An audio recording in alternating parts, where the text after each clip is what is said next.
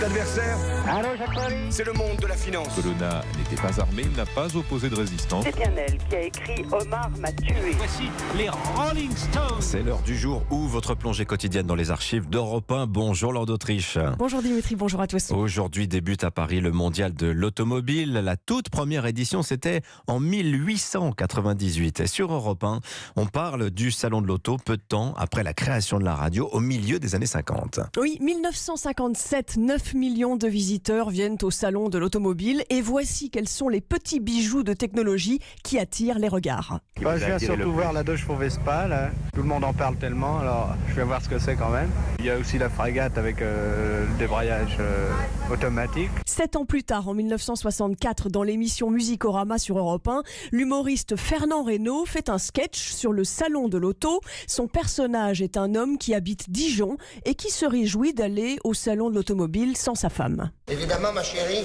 si j'avais les moyens, je t'emmènerais avec moi.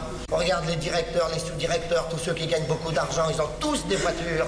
Moi, j'ai pas les moyens d'avoir une voiture. Alors, je suis obligé d'aller tout seul à Paris pendant 3 jours. C'est là la vengeance du petit. Voilà, joli sketch de Fernand Reynaud sur Europe 1 en direct dans Musicorama.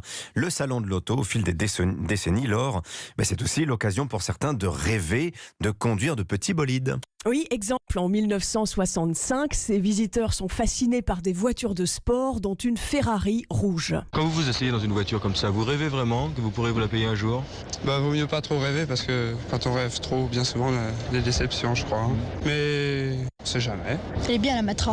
C'est la Matra Formule 3 de Jean-Pierre Beltoise. C'est la meilleure voiture française en Formule 3. Les voitures de sport, c'est bien pour les gens très aisés. C'est pas possible pour les jeunes de toute façon. Il y a une telle affluence que certains n'ont pas trouvé de place à l'hôtel. En 1964, cette famille qui arrive de Vierzon a dû dormir dans sa voiture. On a tout fait, partout. On n'avait pas réservé avant de venir?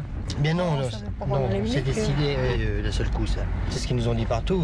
Écrivez, quoi.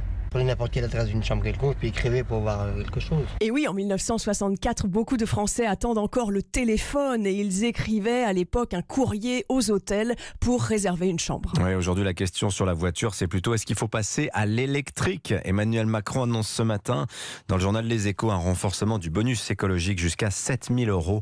On va en parler dans le prochain journal qui arrive dans 3 minutes. Peut-être l'avez-vous remarqué, enfin, si vous avez mis le nez dehors, cette douceur, a priori un petit peu anormale. On va en parler avec Anissa Haddadi dans un instant, 7h26.